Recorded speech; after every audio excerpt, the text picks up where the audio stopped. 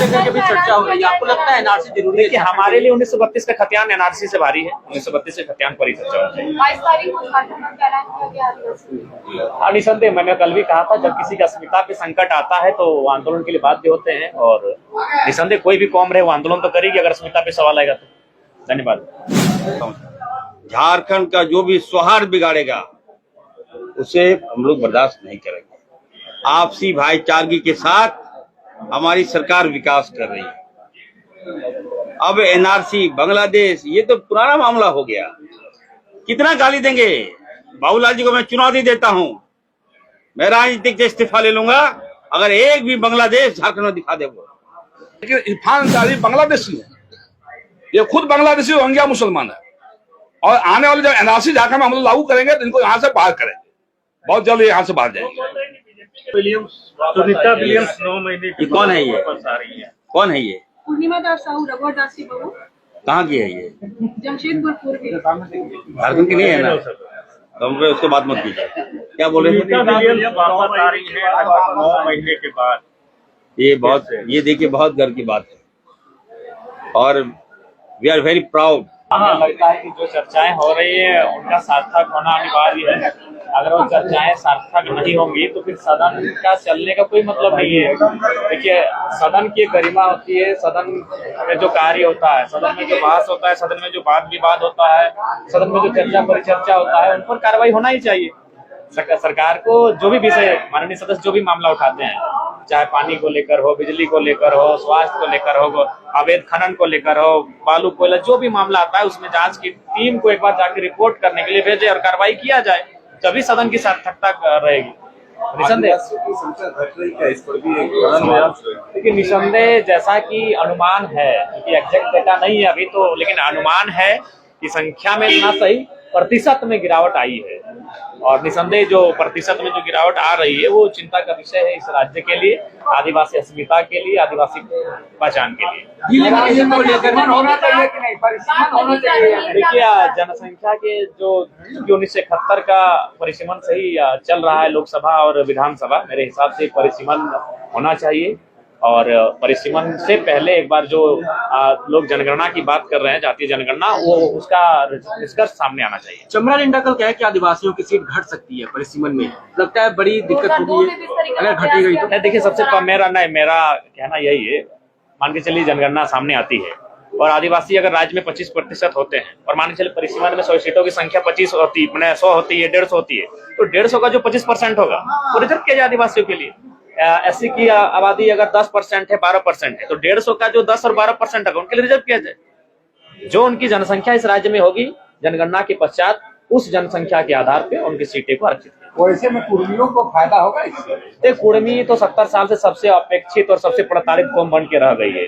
शहादत की सबसे लंबी लिस्ट कुर्मियों की और संघर्ष की सबसे लंबी लिस्ट कुर्मियों की, और जब बात आई इस राज्य में हक अधिकार की तो वह शून्य है।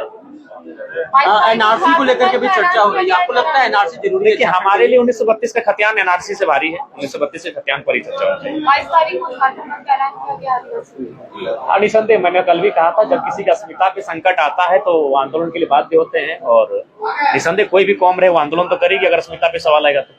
धन्यवाद। बाबूलाल जी का जो मिजाज है वो सेकुलर मिजाज है। भाजपा में जाने के बाद भाजपा जो स्क्रिप्ट दे रही है वही पढ़ रहे हैं। मैं कहना चाहता हूं, विपक्ष को जनता ने नकार दिया है, और ऐसा विपक्ष बनाया है जो कमजोर है। बाबूलाल जी को पता नहीं होता है कि क्या बोलना है, कब बोलना है, क्यों बोलना है। अब तो पहले तो उठते नहीं थे, अब उठ रहे हैं, तो चलिए मैं वेलकम करता हूं उनको। लेकिन मैं कहना चाहता हूं, झारखंड का जो भी सौहार्द बिगाड़ेगा उसे हम लोग बर्दाश्त नहीं करेंगे। आपसी भाईचारगी के साथ हमारी सरकार विकास कर रही है। अब एनआरसी, बांग्लादेश, ये तो पुराना मामला हो गया। कितना गाली देंगे? बाबूलाल जी को मैं चुनौती देता हूं, मैं राजनीतिक से इस्तीफा ले लूंगा अगर एक भी बांग्लादेश झारखंड में दिखा दे। वो बेवजह झारखंड को बदनाम किया गया, अल्पसंख्यक समाज को बदनाम किया गया, हमारे मुसलमान समाज को बदनाम किया गया। हमारे बच्चे लोग हमको कोसते हैं, कि पापा हम स्कूल जाते हैं तो हमको बच्चे लोग बोलते हैं कि बांग्लादेशी आ गया। ये समाज को घृणित करने का काम इन लोगों ने किया। समाज इसको कभी माफ नहीं करेगी। बांग्लादेशी बोलते बोलते बताइए हम लोग सरकार में आ गए। कितना बांग्लादेशी बोलना है बोलिए। मैं तो बाबूलाल जी को कहूंगा आप चले जाइए ना, अमित शाह जी के सामने बोलिए। आप बांग्लादेशी बोलिए जाके अमित शाह जी को, क्या बोलते हैं वो। ये लक्ष्य आपका है। और बांग्लादेश कभी पाकिस्तानी, ये नहीं चलेगा। यहाँ विकास की बात है कि विकास की बात कीजिए, विकास में सहयोग कीजिए। आज देखिए हमारी सरकार ने, हमारे फाइनेंस मिनिस्टर ने आरबीआई से लोन हम लोग मांग रहे हैं। केंद्र हमारा पैसा नहीं दे रही है। आप देख सकते हैं कितना गुहार लगाए, मुख्यमंत्री जी गुहार लगा रहे हैं, सदन में हम लोग गुहार लगा रहे हैं, सेंट्रल से हम लोग चिट्ठी पे चिट्ठी हमारे मुख्यमंत्री जी लिख रहे हैं। हमारा जो पैसा आदिवासियों का जो पैसा है 1,36,000 करोड़ नहीं मिल रहा है हमको। मजबूरी में हम लोग को कर्जा मांगना पड़ा है ताकि झारखंड का विकास करें। और हर हाल में झारखंड का हम विकास करेंगे, ये मैं झारखंड की जनता को करना चाहता हूँ। और ये लोग का काम है लड़ाई आपस में, हिंदू मुस्लिम सिख ईसाई यही करेंगे ये लोग, लेकिन हमारा काम है समेटना, सबको साथ में लेकर चलना।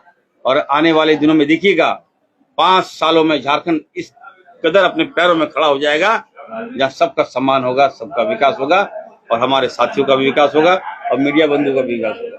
धन्यवाद। ने आपको मुगलों का वंशज कहा है। सुनीता विलियम्स 9 महीने ये कौन है ये? वापस आ रही है। कौन है ये? पूर्णिमा दास साहू रघुवर दास की बहू, कहाँ की है ये? जमशेदपुर पूर्वी। झारखंड की नहीं है ना, तो हम उसके बात मत कीजिए।